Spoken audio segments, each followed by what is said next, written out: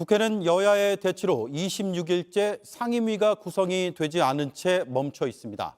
그런데 오늘 오후에 민주당이 국회 법제사법위원장을 국민의힘이 맡는데 동의하겠다고 했습니다.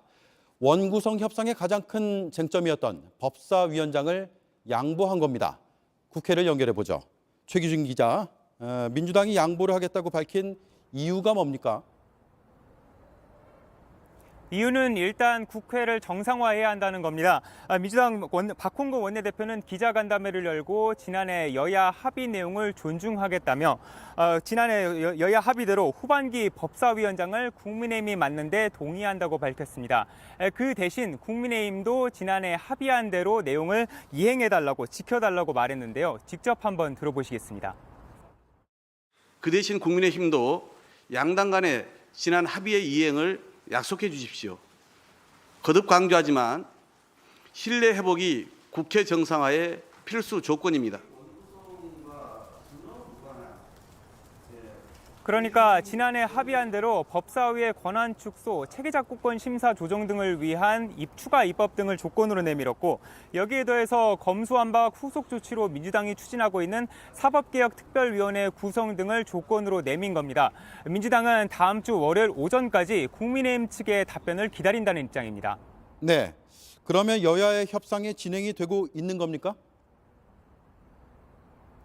앞서 오후 5시쯤 국회 운영위원장실에서 여야 원내수석 부대표들 간의 회동이 예정돼 있었습니다. 하지만 간담회 직후에 외부에서 1시간가량 비공개 회동을 진행하는 것으로 대체됐고 지금은 회동이 모두 끝난 상태입니다. 국민의힘 측은 법사위가 체계작구 심사만 하게 하는 것은 지난해 국회법 개정으로 이미 합의가 이행된 것이라며 협상의 조건이 될 사항은 아니라고 말했는데요. 또 사개특위 구성 안건은 민주당이 단독 처리를 한 상태로 국민의힘은 이에 대해서 반발하면서 위원 명단을 내놓지 않은 상태입니다. 사개특위가 구성되면은 검수완박 법안의 후속 조치로 중수청 설치 등이 논의되기 때문에 국민의힘은 이에 대해서 반대한다는 입장인데요. 권성동 원내대표는 여러 가지 조건을 내거는 것은 협상을 하지 말자는 이야기라고 말했습니다. 네, 벌써 한 달 가까이 국회가 공전하고 있습니다. 협상이 타결될 가능성 있습니까? 민주당의 제안에는 국회 공백을 더 이상 방치할 수 없다는 판단이 깔린 것으로 보입니다. 여기에 최근 또 쟁점으로 떠오른 서해 공무원 피격 사건 그리고 주 52시간 근무제 개편 등 국정 현안에 대한 대응도 필요하다는 판단이 깔린 것으로 보입니다.